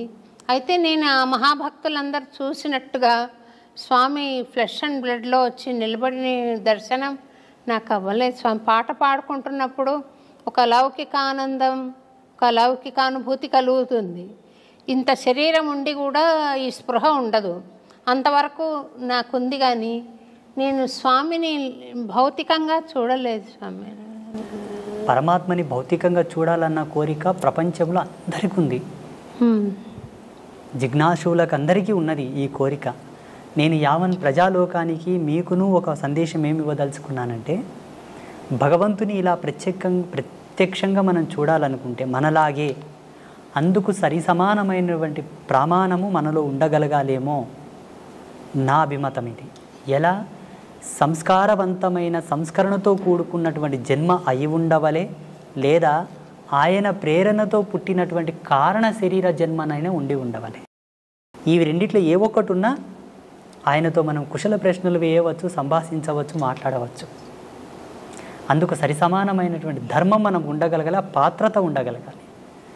అయితే ఇది చాలామంది ప్రేక్షకులు కానివ్వండి, మీరు కానివ్వండి ఏమనుకుంటారంటే, ఆ సందర్భం ఎప్పుడు, ఎలా వస్తుంది, ఎన్నవ ఏట వస్తుంది, ఎన్ని సంవత్సరాల తర్వాత వస్తుంది, ఏవి చేస్తే వస్తుంది అని అంటుంటారు. నేను నమ్మిన ధర్మం ప్రకారంగా, జగదంబ నాకు ఇచ్చిన జ్ఞానం ప్రకారంగా, ఎన్నో విద్యలతో, మంత్రతంత్రాలతో, యోగమూలాలతో, ఎన్నింటితో వేదాధ్యయన సంధానముతోటి కనుక మనం చేరలేము, ఒకదానితో చేరవచ్చు. మంచి సత్ప్రవర్తన, సత్యశీలత ధర్మము, మంచి భక్తి, నిష్కల్మషమైనటువంటి భక్తి ఉంటే చాలు. అది అన్నమాచార్యుల వారి యొక్క మనసులో ఉన్నది కాబట్టి భగవంతుడు వచ్చి మాట్లాడాడు. ఏ విధముగానంటే, దగదగ మెరిసే కనకమును పక్కన పెట్టిన అయస్కాంతం ఇనుమును మాత్రమే పట్టుకుంటుంది, కనకమును పట్టుకోదు. ఎందుకు పట్టుకోదు? బంగారు స్వభావం. బంగారు దేదీప్యమానంగా వెలుగుతూ ఉన్న ఏ ప్రకాశం లేని ఇనుమును మాత్రమే అయస్కాంతం పట్టుకుంటుంది, కనకమును పట్టుకోదు. ఎందుకు పట్టుకోదు? మన రాజసము, మన దర్పణము, మన మేడలు, మన బంగ్లా, మన కార్లు, మన బ్యాక్గ్రౌండ్ అంతా కూడా అక్కడ అయస్కాంతం కనకమును పట్టుకున్నట్లనే మనల్ని భగవంతుడు పట్టుకోడు. కాంతి లేకున్నను గుణధర్మాన్ని బట్టి అయస్కాంతం ఇనుమును పట్టుకున్నట్లనే భక్తుడి యొక్క చిత్తశుద్ధిని, స్వామి భక్తిని, సత్యనీరతిని, ఆయన సత్యశీలతను పట్టుకొని భగవంతుడు దిగివచ్చి వాళ్ళతో మాట్లాడతాడు, కౌగిలించుకుంటాడు. పండరిపుర క్షేత్రంలో సతీ సక్కుబాయి, తుకారం, నామ్దేవ్, ఏక్నాథ్ వీళ్ళందరూ కూడా భగవంతునితో కూర్చొని మాట్లాడారు. ఆయనకు గోరుముద్దలు తినిపించారు పాండురంగానికి. అక్కడ సజీవ సాక్ష్యాలు ఉన్నాయి పండరిపుర క్షేత్రంలో ఇప్పటికీ. నాకు ఆ యోగం ఉందా స్వామి? పరమేశ్వరి ఇచ్చా. ఈ కెమెరాల ముందు అವೆಲ್ಲ మనం చెప్పకూడదు. నేను చెబుతాను మీకు ఆ యోగం ప్రసాదించుటకు మీరు చూసుటకు గల భాగ్యం ఏంటన్నది ఇది ఆఫ్ అయిన తర్వాత చెప్తాను. నాకు ఇంతవరకు అయితే ఆ స్వామి నా తండ్రి కొడుకుగా భావించుకుంటాను స్వామి. మనకు గీతాచార్యుడు ఒక ప్రమాణం ఇచ్చాడు. అర్జున, చూడగలిగిన వారు ఎవరైనాను నన్ను చూడవచ్చు, చూడగల మనసుంటే చాలు, చూడగలగాలని ఒక ఆశ ఉంటే చాలు, అలా చూడవచ్చు అని. అప్పుడు ధృతరాష్ట్ర మహారాజు ఒక మాట అన్నాడు, ప్రభు నాకు చూసుటకు యోగ్యత లేదు, నేను అందుడను, నాకు చూపించండి తండ్రి అంటే తన శక్తిని ధృతరాష్ట్రునికి ఇచ్చి పరమాత్మ దర్శనం చేయించాడా లేదా? మీరు కోరుతున్నది ఒక ధర్మమే. ఇచ్చు యోగ్యులు ఎవరున్నానో మీకు ఆ ప్రసాదం ఇవ్వగలరు, ఆ దర్శనం చేయించగలరు.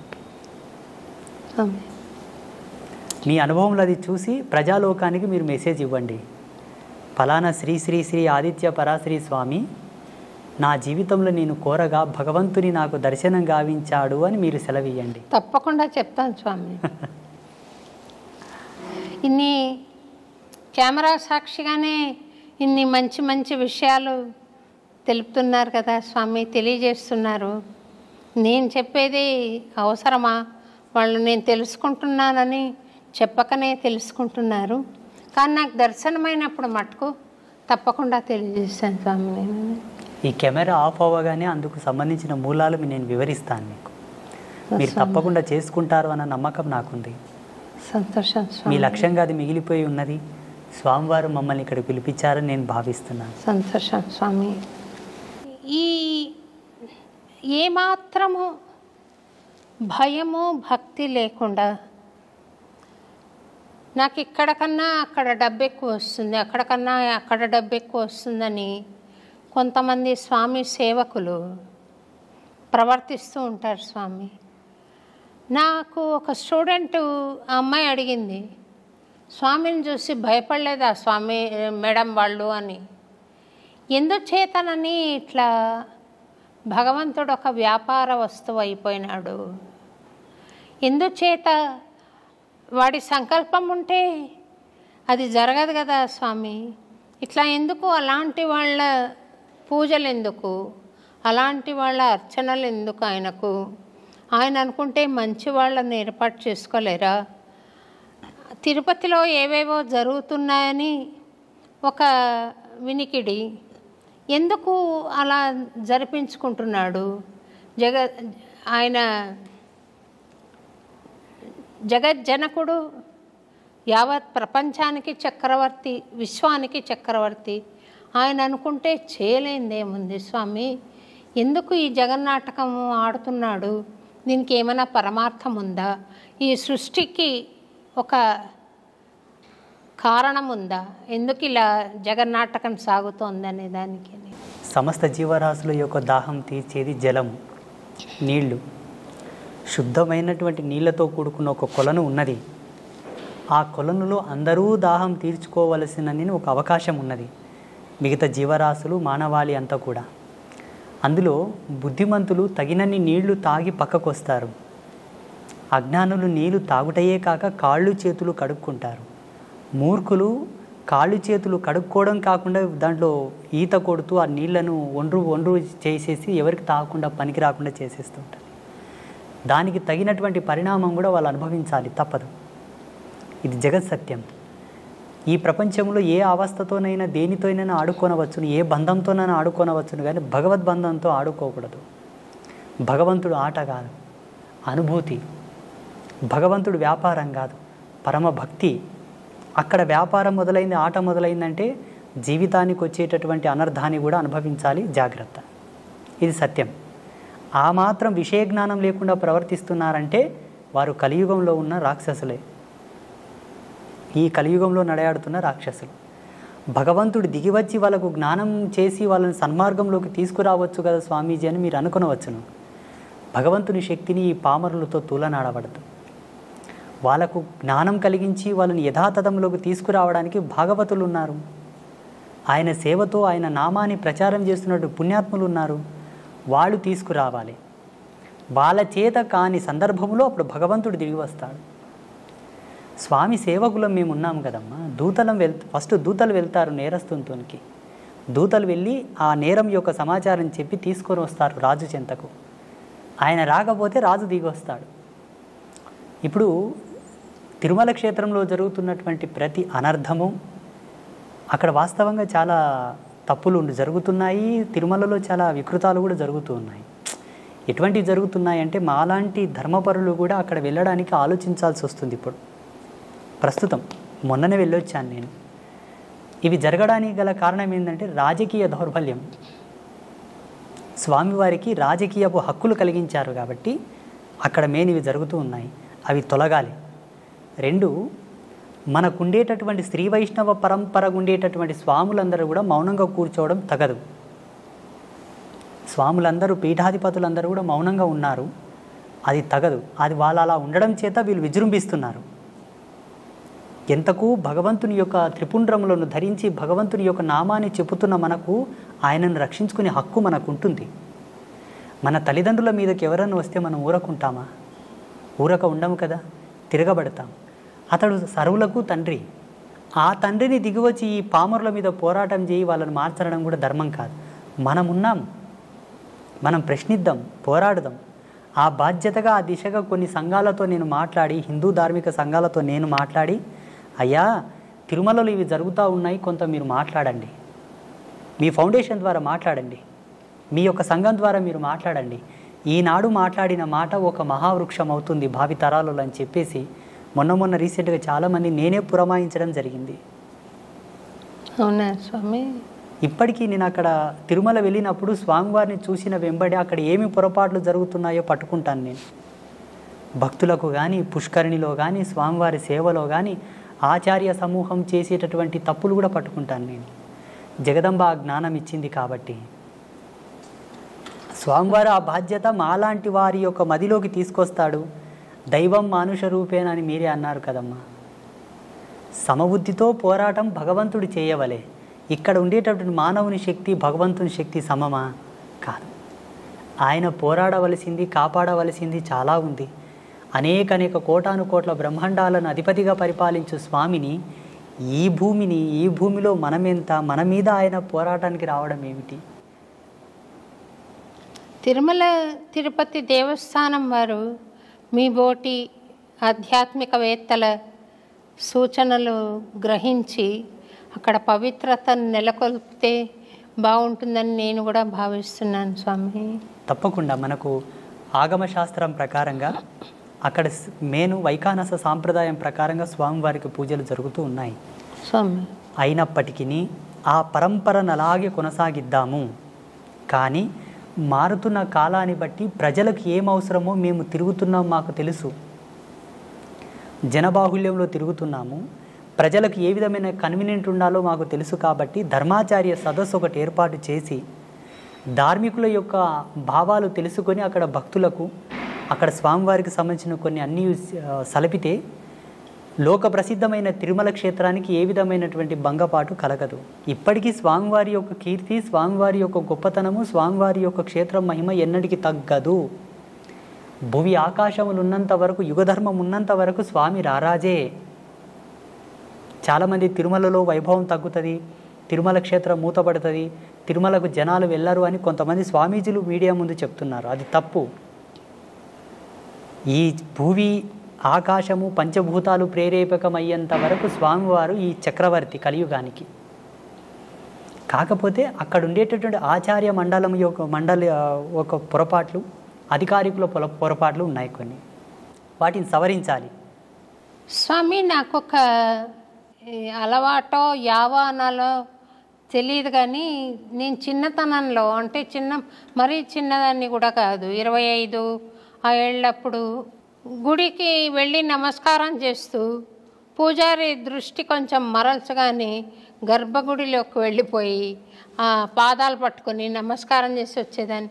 వాళ్ళు కోప్పడేవాళ్ళు, స్వామి ఏమ్మా మీకు కూడా చెప్పాలా అని నన్ను కోప్పడేవాళ్ళు. నేను పట్టించుకోకుండా స్వామిని స్పృశించి నమస్కారం చేయాలి అన్న ఒక బలమైన కోరిక ఉండేది స్వామి.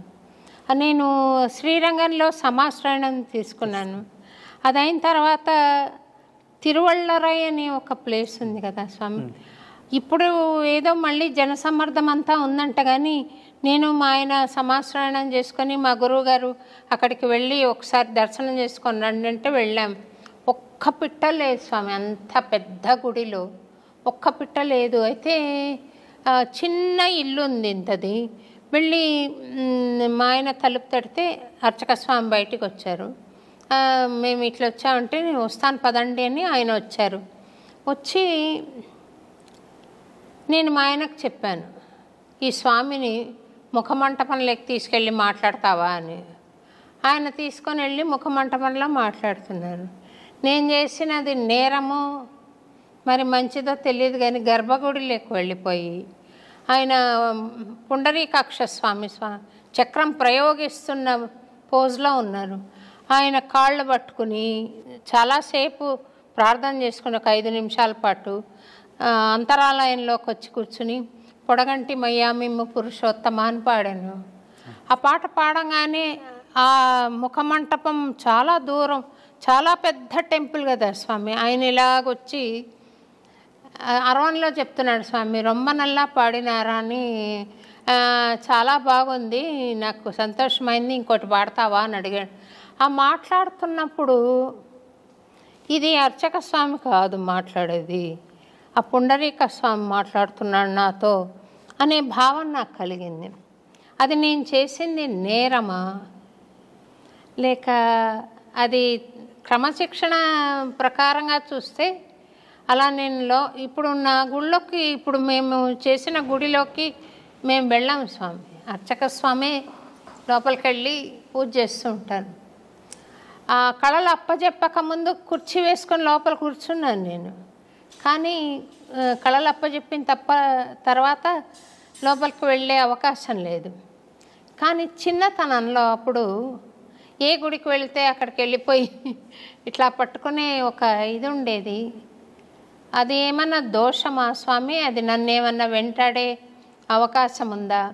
మీకు భగవంతుని యందుండే అనురక్తి, భగవంతునితో మీకు ఉండేటటువంటి బంధం, ఆ ప్రేరణ అందరికి కలగదు.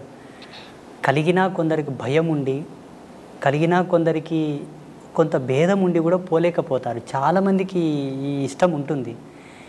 ఏవీ లేకుండా మీరు వెళ్ళి పట్టుకున్నారు చూసారా, అది మీకే తగింది, మీ యొక్క గొప్పతనం. అది దోషంగా పరిగణించవలదు, దాన్ని దోషంగా చూడవలదు. అది పుణ్యం, సుకృతం, మీ అదృష్టం. మా అమ్మ అన్నది స్వామి, మీరు ఎట్లెళ్ళావే అంత స్వామి దగ్గరికి అట్లా గర్భగుళ్ళకి, మా అమ్మ అన్నది నన్ను. శ్రీవారి చరణములను స్పృశించారా? ఈయనను తిరుపతిని ఆ, నేను ముట్టుకోలేకపోయినాను స్వామి, ఎందుకంటే అక్కడ ఆ గడప దాకా వెళ్ళాను. అవును, అది మహాభాగ్యమే, చాలా సుకృతం, అది అదృష్టం. అది గడప దాకా వెళ్ళి స్వామిని పాడుకున్న సందర్భం ఉంది. ఆ బంగారు వాకిల్లో కూర్చుని స్వామిని చూస్తూ పాడిన చాలా ఏళ్ల క్రితం. ఇప్పుడు ఆ అవకాశం అక్కడ తీసేశారు. తర్వాత గర్భగుడి లోపలికి వెళ్ళలేదు, కానీ అంచులలో నిలబడి స్వామిని దర్శించిన అవకాశం, మహద్భాగ్యం ఉంది స్వామి. మీరు ఒక్క మాటలో చెప్పాలంటే విశేషించి మీరు కారణ జన్ములే స్వామి. ఎందుకంటే స్వామివారి యొక్క నామాంకితం చేతనే మీకు బహువిధమైన ప్రజ్ఞాపాఠవాలు సిద్ధించాయి. సమాజంలో మీకు గుర్తింపు ఉన్నది కూడా స్వామివారి యొక్క నామాంకితం చేతనే. అన్నమాచార్యుల వారి యొక్క సంకీర్తనలను ఇప్పటికీ డాక్టర్ శోభారాజు గారే ఒక అంబాసిడర్గా ఉన్నారు అంటే ఆ క్రెడిట్ మీకే దక్కింది కదా స్వామి. సంతోషం. ఇప్పుడు ఎవరిని గొప్ప గొప్ప వాళ్ళని ఎవరిని అడిగినా సోషల్ మీడియా మాధ్యమంగా కూడా మిమ్మల్ని చూడాలనుకున్నప్పుడు స్వామివారి సంకీర్తనతోనే చూడాల్సి వస్తుంది. అది మీ అదృష్టం అమ్మా, మీ సుకృతం. సంతోషం స్వామి. ఈ అన్నమాచార్య భావనావాహిని పక్షాన మేము తరగతులు నిర్వహించడం, కార్యక్రమాలు ఇవ్వడం, ఉపశమన సంకీర్తనం అని ఎవరన్నా బాధలో ఉంటే మా ఖర్చులతోటే వెళ్ళి పాడడం అక్కడ. తర్వాత సంకీర్తన ఔషధం అని ఇలాంటి కార్యక్రమాలు చేస్తూ వస్తున్నాను స్వామి. ఇంకేదైనా స్వామి నాకు చెప్పాలనుకున్నది, ఇది చెయ్యి అని చెప్పాలనుకున్నది ఏదైనా ఉందా స్వామి? ఒక చిన్నది మీకు బాధ్యతగా మిగిలిపోయి ఉన్నది, ఒక్క కార్యం మిగిలిపోయి ఉన్నది, అది మీకు సెలవిస్తాను నేను. స్వామివారి ప్రేరేపకముగా అన్నమాచార్యుల వారి యొక్క ఆదేశానుసారంగానే నేను మీకు ప్రబోధం చేస్తాను. అది మీరు చేయగలరు, ఇక్కడే చేయొచ్చు, ఇక్కడే చేస్తారు. అది త్వరలోనే జరిపించేద్దాము. నేను ఉంటాను, మీరు వస్తారా స్వామి? సంతోషం స్వామి. నేను సర్వదా మీకు విధేయుడనే.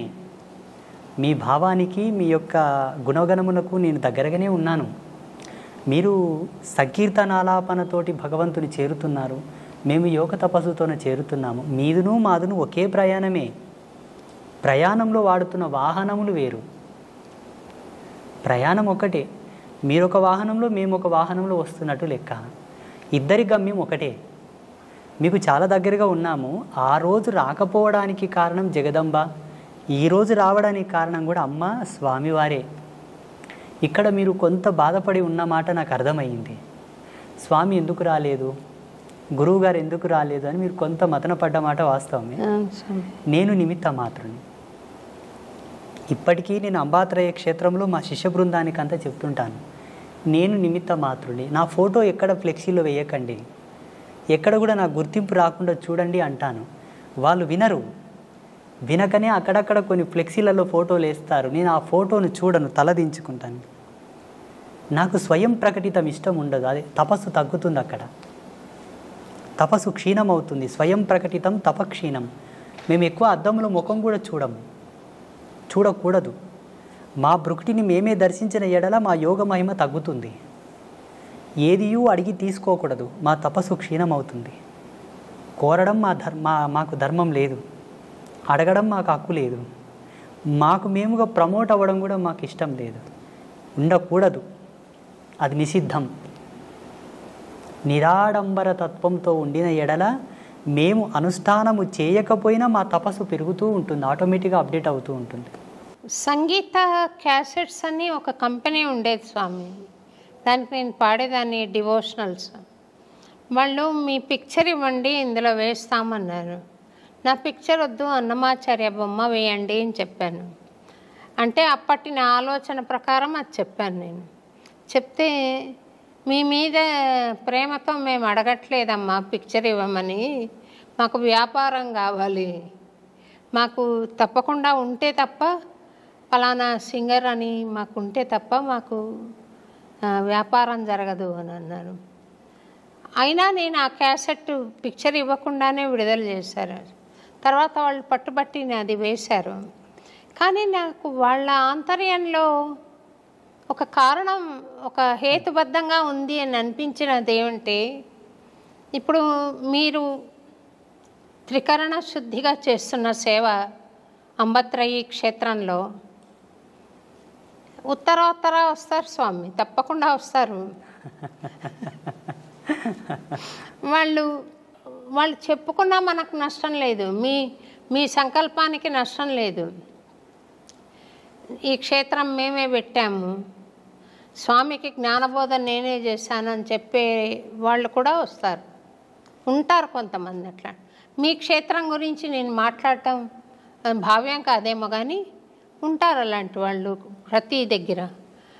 అది అరికట్టడానికి ఈ సంస్థ ఫలానా వాళ్ళ ద్వారా, ఇప్పుడు రామకృష్ణ మిషన్ అంటారు, ఆయన రామకృష్ణ మిషన్కి ఆయన బొమ్మ వేసినా పేరు పెట్టినా ఆయనకు చెందదు. ఇప్పుడు అయినా కూడా పెడతారు. ఎందుకనంటే ఆ మహానుభావుడి ద్వారా సాగుతున్న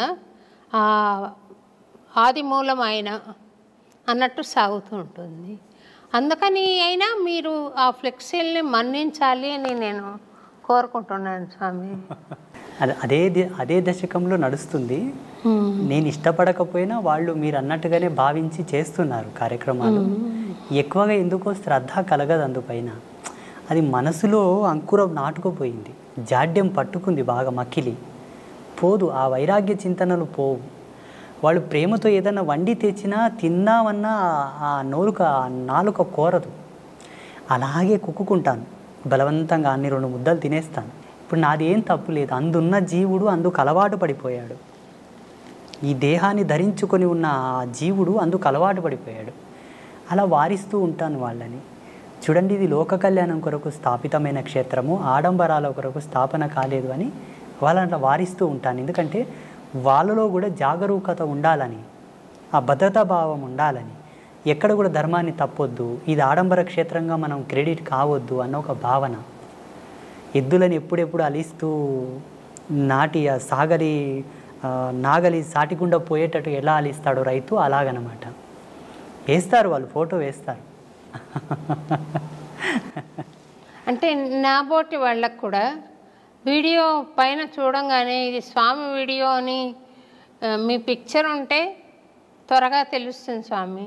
వాస్తవంగా ఇప్పటి వరకు ఆ యూట్యూబ్ ఏంటి, దాంట్లో ఏం పెడుతున్నారు ఇంతవరకు నేను చూడలేదమ్మా, నాకేమీ తెలియదు. మంచి విషయాలు వచ్చాయి స్వామి, మీరు చెప్పడం మూలాన చాలా మంచి విషయాలు బయటికి వచ్చాయి. కొన్ని దుర్మార్గాలను కూడా మీరు నిరసించారు, ఇది కరెక్ట్ కాదని. అది చాలా బాగుంది స్వామి, ముక్కుసూటిగా చెప్పారు కొన్ని విషయాలు. బాగుంది స్వామి, యూట్యూబ్లో మీరు మాట్లాడిన విషయం చాలా బాగుంది. ఇప్పుడు ఆలయంలో పూజలు చేసే వాళ్లకు ఈ అర్హతలు ఉండాలి, ఈ భక్తి కంపల్సరీగా ఉన్నవాళ్లే చెయ్యాలి, ఈ నియమనిష్టలు ఉన్నవాళ్లే చెయ్యాలి అని ఉందా స్వామి, లేదా ఏదైనా ఒక వర్గం చేయొచ్చా? యోగ్యుడైన వాళ్ళు ఎవరైనాను చేయవచ్చు. ప్రధానమైన నియమాలు 3. వాళ్ళు త్రిమాకారములకు దూరంగా ఉండాలి, మద్యమాంసాదులు కంప్లీట్గా వధించి వేయాలి, విడిచిపెట్టాలి. ఒకవేళ గృహస్థుడైతే భార్య తప్ప అన్య స్త్రీలను గౌరవించడం వరకే కానీ ఎవరు ఆయనకు తగరు. ఈ 3 ప్రధానం. ఒకవేళ విప్రుడైతే, బ్రాహ్మణుడైతే, మంచి సద్గుణ సంజాత అయినటువంటి కులధర్మంలో పుట్టినవాడైతే ఆయన తప్పకుండా 2 పూటల అగ్నికార్యం చేయువాడై ఉండాలి. ఆచార ధర్మంలో కట్టుబడి నడుచుకునేవాడై ఉండాలి. ఆ మర్యాదను కాపాడేవాడై ఉండాలి. విప్రుడైతే నిమ్న వర్గాల వాళ్ళు ఎవరైనాను భగవత్ కైంకర్యము చేయవచ్చు, మద్యమాంసాదులు సేవించకూడదు, ఆచార ధర్మాన్ని కట్టుబడి ఉండాలి, సదాచారం పాటిస్తూ ఉండాలి, శాంత స్వభావి, ముక్కోపి అయి ఉండకూడదు, కోపం ఎప్పుడూ ఆయనకు తగదు. ఒక మాటలో చెప్పాలంటే హరిషవర్గంలోకి కొంత దూరంగానే ఉండాలి ఆయన. అప్పుడు భగవంతుని కాళ్ళు గడిగి ఆ తీర్థం 10 మందికి ఇచ్చిన శుభమవును. భగవంతునికి అంత హారతి ఇచ్చినా, ఎవరికైనా హారతి చూయించినా వాళ్ళకు జయమగును. భగవంతుని నామాను పలికి వాళ్ళని శుభమని దీవించిన వాక్కు ఫలించును. ఈ హరిషడ్ వర్గములను దగ్గర పెట్టుకొని త్రిమాకారములో నీ వంట పెట్టుకొని గనక దేవుని పాదాలు కడిగి వాళ్ళకి తీర్థం ఇస్తే వాళ్ళకు శుభమగునేమో భగవంతుని అనుగ్రహం చేత. నీవు కొంత ఇబ్బంది పాలవుట తథ్యం. అర్చకుడు ఎవరు ఎప్పుడే కానీ అలా ఉండకూడదు. వాస్తవంగా శాస్త్ర ప్రమాణంగా ధర్మసింధువు ప్రకారంగా యజ్ఞోపవీత ధారణ కంపల్సరీ. సాంప్రదాయకమైన తిలకధారణ కంపల్సరీ, ఆచార ధర్మంతో కూడుకున్న వస్త్రధారణ కంపల్సరీ. ఈ ఉంటే తప్ప భగవత్ కైంకర్యం చేయడానికి అర్హుడు కాడు. మీరు భగవత్ కైంకర్యం చేస్తున్నారు కదా స్వామి, మీరు యజ్ఞోపవీత ధారణ చేశారా మరి? ఉన్నది. సన్యాసులకు 3 సూత్రములతో కూడుకున్న యజ్ఞోపవీతం ఉంటుంది కాబట్టి 3 సూత్రములతో ఉన్న యజ్ఞోపవీతం. మేము బ్రహ్మచర్యంలో అంటే సన్యాసంలో ఉన్నాం కాబట్టి 3 సూత్రములు మాకుంటాయి. పెళ్ళి కాని వాళ్ళు 6 సూత్రములు, పెళ్ళైన వాళ్ళు 9 సూత్రములు ధరించుట మనకు సాంప్రదాయకంగా వస్తున్నటువంటి పరంపర. ఆ సంప్రదాయాన్ని అనుసరించే మాకు 2010వ సంవత్సరంలోనే జరిగింది. 2010వ సంవత్సరం, ఇప్పటికీ 14 సంవత్సరాలు అయింది. నేను శ్రీమాత యొక్క చరణములను పట్టుకున్న తర్వాత నా జ్ఞానం ఇష్టపడి నాతో వచ్చి జ్ఞానోపదేశం స్వీకరించి, ఉపదేశ సంస్కారం స్వీకరించి, నీ జ్ఞానం నీ తపస్సును మాకును ప్రబోధం చేయి నాయనా అని అడిగిన వాళ్ళందరికీ కూడా సంస్కారబద్ధంగా వాళ్ళకు యజ్ఞోపవీత ధారణ చేయించి వారికి తగు పద్ధతులతో శుద్ధిని గావించిన తర్వాతనే మంత్రదీక్ష, మాలధారణ, దీక్షా ప్రధాన సంస్కారం చేసి ఉన్నాను. చాలామందికి నేను యజ్ఞోపవీతం వేశాను, వ్యసనాల నుంచి దూరం తీసుకొచ్చాను, భగవంతునికి దగ్గర చేశాను, శాస్త్రానికి, ధర్మానికి, సిద్ధాంతానికి పాత్రులను చేశాను చాలామందిని. నా సంకల్పం అదే. అంటే ఏ వర్గమైనా మీరు స్వీకరించి చేశారా స్వామి? 100కు 99% మంది ఇప్పటి వరకు జగదంబ యొక్క మంత్రదీక్షను పొందిన వాళ్ళందరూ కూడా బడుగు బలహీన వర్గాల వాళ్ళే, సబ్బండ వర్ణాల వాళ్ళే. ఆ 90% వదలగా మిగిలిన 10% మంది బ్రాహ్మణులు కూడా ఉన్నారు మా భక్తులు. సద్బ్రాహ్మణులు విశిష్ట పరంపరానుగతంగా ఉండేవాళ్ళు కూడా వచ్చి, అయ్యా మీరు చెబుతున్న మాట ఈశ్వర ప్రమాణంగా ఉన్నది, మాకు పూర్వపు గురువులు ఉన్నప్పటికీ మీ చేత ఏదో పొందదలిచాము, ఏదని అనుగ్రహించండి అన్నారు. ఇచ్చాను. ఏదో 2 బీజమంత్రాలు, 2 శ్లోకములు, ఒక పారాయణము, ఏదో మీరు ఇప్పించండి, ఒక 41 రోజు చేసుకున్న మా జన్మ పావనమగును అని అడిగిన వాళ్ళు ఉన్నారు. అమ్మగా నేను ఇచ్చాను, వాగ్దేవతగా ఇచ్చాను, నేనుగా ఇవ్వలే. ఆ వాణి సరస్వతి యొక్క ప్రతిరూపకంగా నేను వాళ్ళకు మంత్రదీక్షలు ఇచ్చాను. ధనము కోరిన వారికి లక్ష్మీ రూపకంగా అనుగ్రహించాను.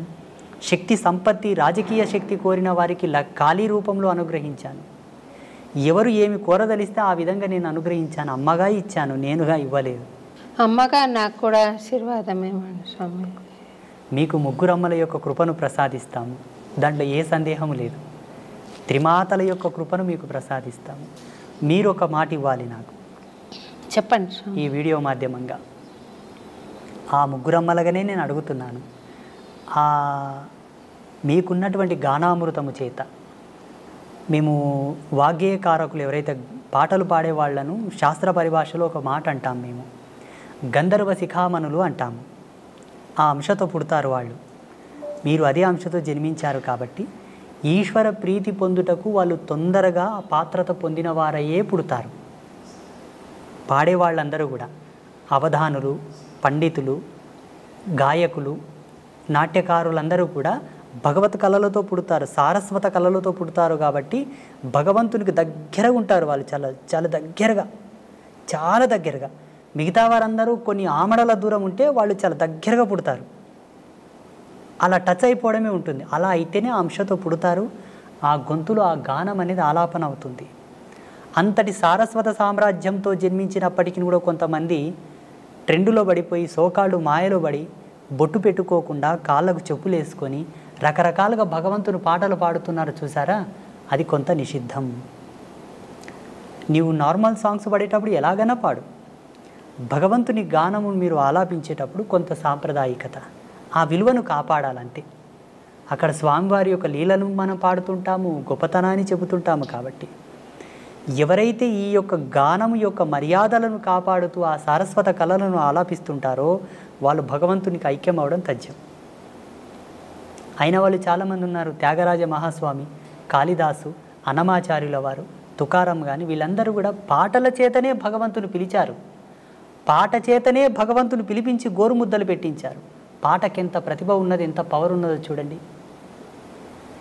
మేము ఆధ్యాత్మిక వారసత్వంలో ఒక మాట చెప్పుకుంటాం స్వామీజీలం, మంత్రములు కోటు సంధించినను రాని భగవంతుడు ఒక్క పాట చేత వచ్చునట. పాటకంత మాధుర్యం ఉంది, అంత పారవశ్యం ఉన్నది. మంత్రానికి రూఢీ ఛందస్సు ఉంటుంది. ఆ ఛందస్సును అనుసరించే భగవంతుని ఆకర్షించగలదు. పాటకు రూఢీ ఛందస్సు లేదు, ఎక్స్ప్రెస్ వే. ఆ గానమునకు అలా లయను శృతిని కలిపి పాడగలిగితే ఈశ్వరుని యొక్క హృదయమును ద్రవింపజేసి పరవశింపగలదు, పిలవగలదు. అలా మనసు పెట్టి పాడాలి. అదే ఛందస్సును అనుసరించి అంబాత్రయ క్షేత్రంలో కొలువుదీరినటువంటి ముగ్గురమ్మలకు మీరు ఒక పాటను పాడి మాకు ప్రసాదించాలి. మహాప్రసాదం స్వామి, తప్పకుండా. మేము అంబాత్రయ క్షేత్రంలో పద్మశ్రీ డాక్టర్ శోభారాజు గారు పాడిన పాటను ఒక శిలాపలకంను రచిస్తాం. అక్కడ ఆ పీఠం మీద ఎవరో చిన్న చిన్న వాళ్ళు భజన సంకీర్తనలు పాడారు, కొన్ని తత్వగీతములు పాడారు, ఇంకా కొన్ని పాటలు పాడారు. కానీ ప్రాముఖ్యతను వహించినటువంటి సంగీత గానామృతము మీ చేత రావాలన్నది మా కోరిక. తప్పకుండా వస్తాను స్వామి, తప్పకుండా చేస్తాను స్వామి. నేను మొన్న వచ్చినప్పుడు కూడా ఒక అమ్మవారికి నివేదన చేశాను ఒకటి. చాలా అద్భుతంగా ఆ రోజు మీరు పాడుతుంటే మేము ఎక్కడనో కనెక్ట్ అయిపోయాము ఆ పాటకు. తప్పకుండా వస్తాను స్వామి. నేను అక్కడ విశేషమైన రోజు ఒకటి చెప్పండి, ఆ రోజు వచ్చి నేను అక్కడ పాడి మీకు అది ఆడియో ఫైల్ కూడా మీకు ఏర్పాటు చేస్తాను స్వామి. నేను తప్పకుండా అమ్మా. చాలా సంతోషం అమ్మ, ఈరోజు మీరు మమ్మల్ని పిలవడం, ఈ అన్నమయ్య పురానికి నేను రావడం నా అదృష్టంగా కూడా కొంత భావిస్తాను. నేను సంతోషం. ఎంత భగవంతుని సేవ చేసేవాడినన్న ఒక శరీరంతో ఉన్నాను కాబట్టి దీనికి కొంత ధర్మం ఉంటుంది, దీనికి కొంత ధర్మం ఉంటుంది. ఆ ధర్మాన్ని బట్టి నాకును ఇది అదృష్టంగానే భావిస్తాను. మీరు ఆదర్శ దంపతులుగా మీరు మీ కుటుంబ సభ్యులందరూ కూడా చిరకాల యశస్సుతో వర్ధిల్లండి, సుఖ సంతోషాలతో జీవించండి, భగవత్ కృపను పొందండి. ఒక చిన్న విషయం అడిగి కార్యక్రమం ముగిస్తాను స్వామి. ఇప్పుడు మీరు వర్గవర్ణ భేదాలు లేకుండా స్వామికి సేవ చేసేందుకు వాళ్లకు ఒక అర్హతను ప్రసాదించారు కదా. అట్లా పూర్వకాలంలో గార్గి ఇలాంటి వాళ్ళందరూ, మైత్రేయి ఇలాంటి వాళ్ళందరూ జంధ్యాలు ధరించి వాళ్ళు కూడా వేద పఠనం చేశారని అంటారు కదా స్వామి. స్త్రీలకు ఏమైనా అవకాశం ఉందా స్వామి? అట్లా అమ్మవారికి దశయజ్ఞోపవీత సంస్కారం ఉంది జగన్మాతకు. అమ్మవారికి కొన్ని తంత్రశాస్త్రాల్లో, కొన్ని అమ్మవారికి సంబంధించిన తత్వవిధి శాస్త్రాల్లో దశయజ్ఞోపవీత సంస్కారం జగదంబ చేసినది అని ప్రమాణాలు ఉన్నాయి. నాగయజ్ఞోపవీత ధారిణి అని అమ్మవారిని కీర్తిస్తారు, స్తుతిస్తారు. కుశయజ్ఞోపవీత ధారిణి అంటారు. అమ్మవారికి ఎన్నో రకాల ముండమాల యజ్ఞోపవీత ధారణం ఉన్నది అమ్మవారికి. ఏంటి స్వామి? ముండమాల యజ్ఞోపవీత ధారణ, నాగ యజ్ఞోపవీత ధారణ, సర్పములని యజ్ఞోపవీతంగా ధరించినది అమ్మవారు. అమ్మ అంటే స్త్రీయే కదమ్మా, మాతృమూర్తే కదా. ముండమాల అంటే పుర్రెల మాలలో కూడా యజ్ఞోపవీతంగా అమ్మ ధరించిందని ప్రమాణాలు ఉన్నాయి. స్త్రీలు యజ్ఞోపవీత ధారణ చేయడానికి అర్హులే, దానికి కొన్ని ప్రమాణాలు ఉన్నాయి. ఆమె యోగ్యత, ఆమె యొక్క పాత్రత, ఆమె స్థితిని అనుసరించి ఆమె ధరించుటకు యోగ్యురాలా కాదా? యోగ్యురాలు అయితే తప్పకుండా సంస్కారం చేయించి ఆమెను భగవంతుని కైంకర్యములకు పురమాయించవచ్చు. కొన్ని పద్ధతులు ఉన్నాయి దాంట్లో, కొన్ని పద్ధతులు, కొన్ని ధర్మసూత్రాలను అనుసరించి ధరించవలసి ఉంటుంది. ఉదాహరణకు డాక్టర్ పద్మశ్రీ శోభారాజు గారికి మాత్రమే ఆ బిరుదు దక్కింది.